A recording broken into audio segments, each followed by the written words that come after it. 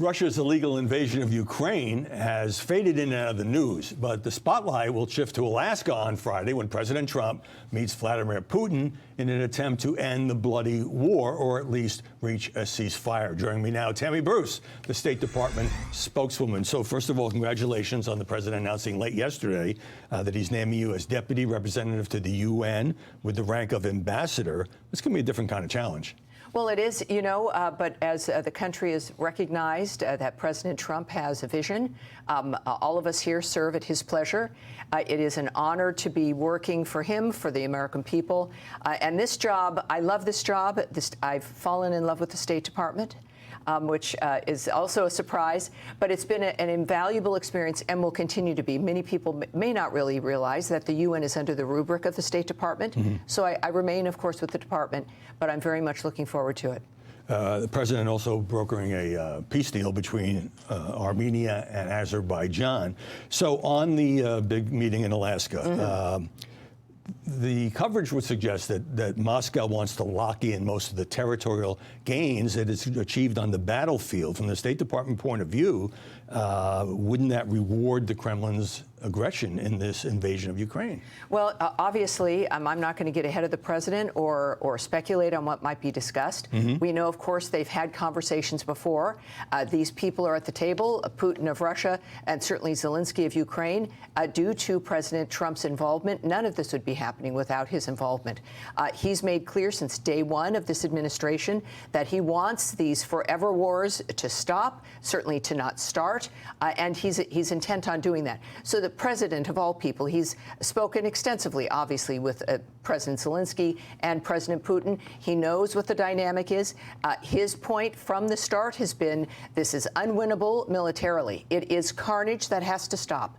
These decisions have to be made. But I think also, as we know, earlier on your sister network at Fox Business, the vice president noted, no one's going to be happy. That would have to be considered when you think about how do we get to a ceasefire. But the point is that the killing has to end. And if there's anybody who can confront and deal with and manage Putin, it is Donald Trump. Well, speaking of unhappy, Vladimir Zelensky says Ukrainians will not give their land to the occupier. He says the constitution of the country bars him from doing so. And European leaders are backing Zelensky. So if he is not going to play ball here, and he's obviously worried that you get a ceasefire and then a year later Russia renews its attack, how can this whole thing succeed? Well, this is where I think the uniqueness of President Trump's understanding of the people involved, his commitment, the power of the United States and knowing how to leverage that power matters. But of course, we've been the largest supporter of Ukraine. The United States has been there, and we continue to be there. We are there for them in this process for the ceasefire and hopefully for peace. And without Trump, you can get maybe some strongly worded letters and comments, which are fine from Europe and others. But it takes action and sitting down with people. So when it comes to Alaska and the nature of what this conversation will be, I won't speculate on that. But the world knows, especially with his success to this point, look, a number of ceasefires, an end to wars, certainly the 12-day war with Israel and Iran. Iran felt President Trump's resolve and power. The Cambodia-Thailand situation, certainly the DRC and Rwanda, Azerbaijan and Armenia, as you've noted. These are areas in the world that other administrations have perhaps not paid so much attention to because they're complicated, generational fights. The president makes the difference. So I do believe that for Europe, especially through NATO, and when it comes to weaponry, there's mechanisms there to make sure Ukraine has what it needs. But what it needs now is a ceasefire. Well, switching to Israel, does Marco Rubio support Bibi Netanyahu's plan for the Israeli military to reoccupy Gaza City? Doesn't that turn into an endless war? Well, as again, the vice president said this morning, and as the secretary has noted, and has the president, is that these are decisions for Israel to make. They certainly are a stalwart ally. We understand, and as the president noted a couple weeks ago, that Israel has decisions to make. But what we've said from the beginning is that Hamas cannot continue to exist, cannot have power in Gaza, must lay down its weapons and release the hostages. They could have done that by, frankly, not doing what the horror, the atrocity of October 7th, where they broke a ceasefire then. We had a ceasefire early, you'll recall, that was broken because of Hamas being intransigent and refusing to cooperate, release the hostages, always using them. And they do this, of course, you know, because once they do release the hostages, the power, the human shield aspect of that power is gone. Hamas does use people, its own people as human shields. Well, you know, the president and the secretary have been clear about what needs to happen there. The president wanted new ideas to end this cycle of suffering and carnage that has gone on now for a couple generations. It needs to end, and this is President Trump's gift to the Gazan people, who Hamas is at war first with the people of Gaza. They are also hostages in this framework. So when we think about the choices Israel has to make, that is up to them. But we certainly have made our position clear. Tammy, I want to play for you a bit of Bill Hemmer's interview with Bibi Netanyahu and get you to comment on the other side. Of course, we have to contend with the campaign of vilification that is done by so-called reputable news media. I mean, the New York Times puts out a major story on the front page, a Palestinian mother holding a child, starved supposedly, and then it turns out that that child has cerebral palsy. So you've spent your career in media. He's blaming the media for making Israel look bad. Obviously, Israel's lost a lot of support around the world as the death toll has risen in Gaza.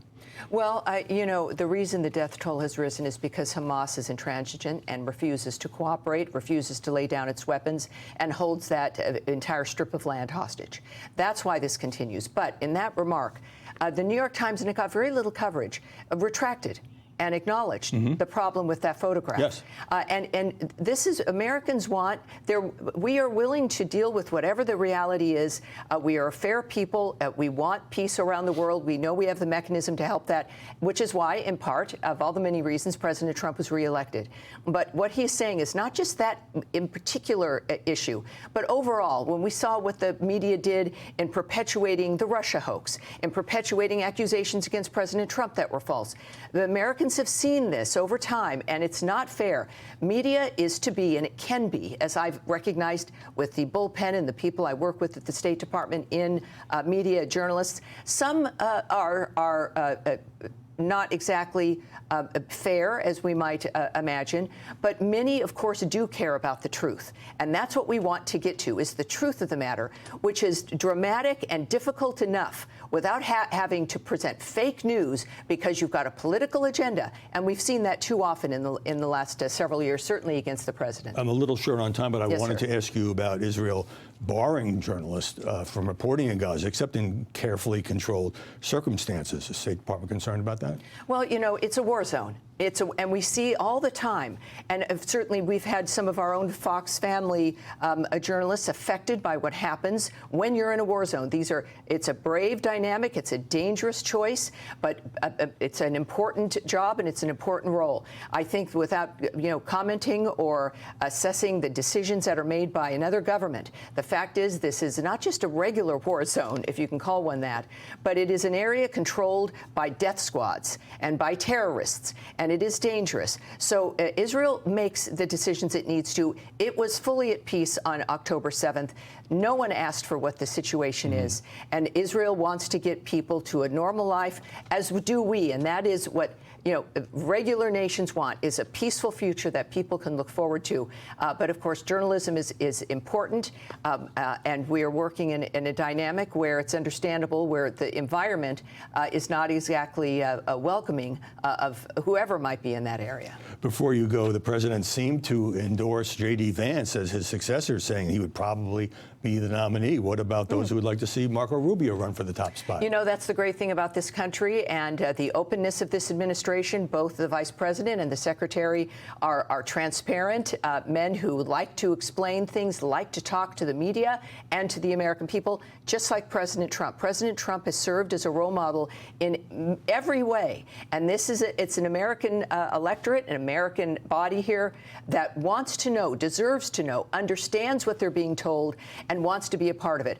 So it's a great thing to have a lot of talent, and we'll see what happens. That is the kind of diplomatic answer that will serve you well at the UN. Tammy Bruce, thanks for coming in. Thank you, sir. Hey, everyone. I'm Emily Campagno. Catch me and my co-hosts Harris Faulkner and Kaylee McEnany on Outnumbered every weekday at 12 p.m. Eastern, or set your DVR.